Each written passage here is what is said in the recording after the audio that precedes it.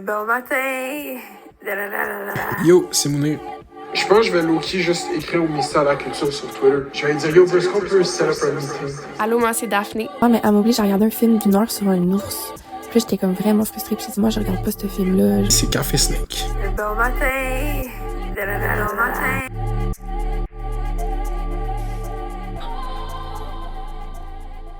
Yo tout le monde, bonjour, bienvenue à Café Snake. Aujourd'hui, c'est un épisode qui est disponible au complet uniquement pour nos abonnés sur Patreon. Comme un épisode sur deux, vous pouvez vous abonner au patreon.com/Café Snake. Et ça se poursuit, une nouvelle semaine, des invités chroniqueurs, chroniqueuses. Aujourd'hui, on reçoit la co-animatrice du balado Woke or Whatever et autrice du zine politiquement pétasse, Beck. Le zine est disponible à la librairie Le Cali. Le Gélien? Le Gélien. Je sais pas pourquoi j'ai Cali en tête. Yo, what's up, Beck? Ça va, what's up Mounir? C'est vraiment un plaisir pour moi d'être ici. Je l'ai dit à Mounir déjà, mais moi, genre, j'écoute Café Snake comme mon père écoute Radio-Canada, fait que moi, c'est pareil, là, genre, comme si j'étais à Radio-Canada, fait que je suis fucking honorée d'être là aujourd'hui. De quoi tu vas parler aujourd'hui? J'ai parlé du mariage de Jordan Woods et Carl Anthony, et ma chronique va être sur la mort de Hayden Panettiere. Merci beaucoup, puis moi, je vais revenir sur tout le fallout de la guerre tarifaire, mais c'est un épisode très politique pour moi, là, parce que c'est comme la semaine avant les élections, puis là, il y a Mark Carney qui gesture le Québec devant tout le monde. Donc, sans plus tarder, les DG News. Tududum. J'ai mal à mon influence, dans le fond. J'ai mal à mon influence, puis il y en a des jeunes qui sont, tu sais... Non, on s'embarque pas dans des noms, on les connaît, ceux qu'on aime. On le sait. On va lancer un défi, ça s'appelle le Sub Dog. On rentre dans le Subway et on crie Sub Dog. Normal, j'ai des maladies mentales, j'ai des troubles de l'humeur et de l'anxiété. Si tu me demandes d'aller me tirer une balle, c'est sûr que je vais appeler ton employeur. 100%. 100% que je vais appeler ton employeur. Me foutre en l'air, ouais. Quand j'étais petit, tous les psychologues ont dit, tout en fronçant les sourcils, cet enfant a des soucis, lui faut la thérapie, je la suis depuis des décennies, de déni, de repli, d'angoisse et de discours. Donc, c'est ça. Moi, je voulais revenir un peu, là, la semaine passée, c'était comme teasé, j'avais dit, j'ai une entrevue avec Patrice Roy qui s'en vient. Là, elle est sortie. La même journée, je pense. Ouais, c'est ça. Je sais, j'écoutais ça, j'étais comme, non, j'ai la notification, là. Genre, ben, tu sais, comme vous dites, ils sont comme très mystérieux, ils me disent pas. J'avais croisé quelqu'un de Radio-Can avec, qui m'a dit, ton entrevue sort bientôt. J'étais comme, ouais. Parce que moi, j'avais demandé, quand je l'avais TP, j'avais dit, est-ce que je vais être le premier épisode? Il m'avait dit, non, tu vas pas être le premier épisode, mais il voulait pas me dire, c'est qui les autres invités. Fait que, whatever. Puis là, on a TP. C'est mystérieux comme ça.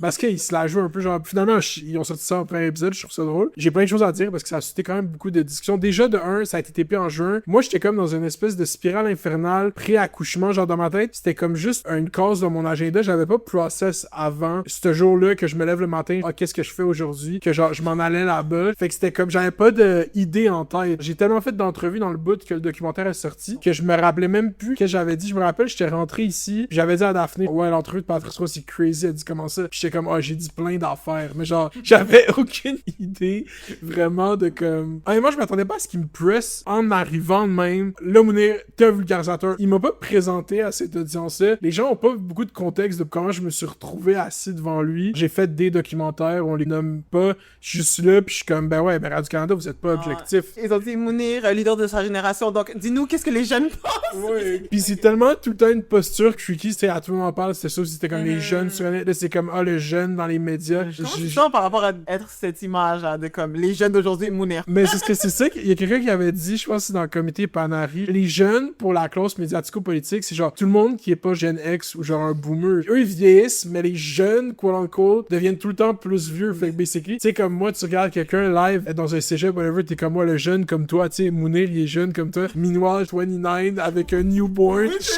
Ils ont 18 ans là. I guess que je serais plus capable de catch le POV de quelqu'un de cet âge-là live juste à cause de l'environnement médiatique qu'on évolue plus similaire, mais comme je trouve le positionnement correct en tant que jeune dans ces médias-là, parce que beaucoup des jeunes qui ont pas de micro, là, ils sont pas là à parler, c'est beaucoup de ces recherchistes qui ont sûrement mon âge, tout le monde qui va travailler autour, tu sais, comme dans le monde des coms traditionnels, il y a beaucoup cette idée de hiérarchie d'ancienneté, genre, l'idée de comme, oh my god, de péter l'échelle. Moi je me rappelle, c'était un des chocs que j'avais eu quand j'avais interviewé les chefs en 2022, il y avait une journaliste du Soleil qui m'avait fait une entrevue, elle était comme un peu confrontante, elle était comme, tu réalises là, t'as 25 45 ans puis tu fais ça. Là. Les journalistes, ils font ça genre à 40, 45 ans, 50 ans. Puis là, t'interviews les chefs demain. Puis là, j'étais comme, I guess j'avais même pas pensé. J'étais comme, yeah, I guess que j'ai... Venez sur mon channel.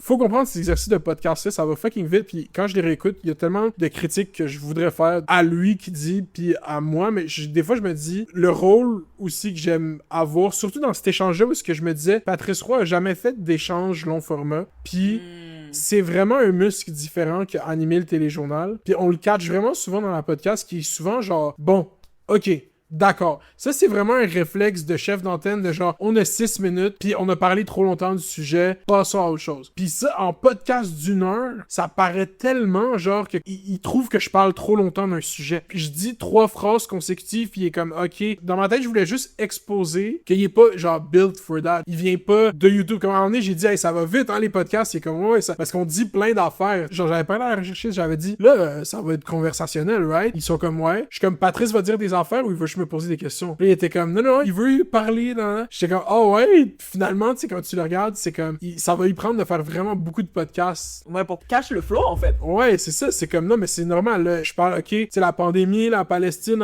il est comme, ben là, ça fait beaucoup d'affaires que tu dis. Je suis comme, ben non, ça fait genre 1 minute et demie, je parle. On venait juste de faire le lien. C'est comme, non, mais non, take it in, sit in it, Patrice. C'est rapide, mais c'est vrai, j'ai même pas pensé au fait qu'il est pas habitué là, à faire des formats longs. Puis surtout, à un moment donné, il dit genre, moi, je pense rien, je fais juste tellement être l'avocat du diable que finalement, je pense plus rien sur aucun sujet. Puis là, je suis comme, ah, ben c'est ça qu'on veut découvrir. Dans le fond, ça m'a fait voir le chef d'antenne. En fait, de qu'est-ce qu'on demande de Patrice Roy, genre, en tant que tel, comme production, comme une seule personne. Tu sais, c'est comme s'il avait donné son corps à la science. Tu sais, c'est très matériel, genre. C'est comme son corps, c'est un conduit pour nous faire lire des éditoriaux de salle de nouvelles de Radio-Canada. Mais genre, lui, c'est comme, je vois qu'est-ce qu'il fait plus dans une logique d'athlétisme que d'intellectualisme. Genre, il y a comme de quoi dans le muscle, de genre, tout le temps être en train de parler, d'animer, de poser des questions. Puis finalement, tu te réalises qu'il est juste dans une espèce de learned behavior automatique de genre, je pense rien, je suis juste bon pour me mettre dans l'inverse de la personne devant moi, pour lui poser des questions. Qu'est-ce que tu essaies de lui dire? C'est comme, yo, Patrice, c'est quoi ton tic? C'est ça qui intéresse la jeunesse. Waouh, je parle comme eux. non, mais les faits, mais la rigueur et tout. Puis revenir à ça, je suis comme, non, mais c'est quoi ton tic? Tu pourrais dire un fait et ajouter ton tic. Ouais, c'est ça. Puis lui, c'est comme, il verrait ça comme vraiment un échec de notre société de pas produire ça. Mais je pense que c'est de reconnaître que même si t'es dans les faits pis tout, ça c'était la partie gratuite de notre épisode. Si vous voulez l'écouter au complet, vous pouvez aller au patreon.com/Café Snake. Un épisode sur 2 est disponible au complet juste pour les abonnés sur Patreon. Merci de nous avoir écoutés. À la semaine prochaine.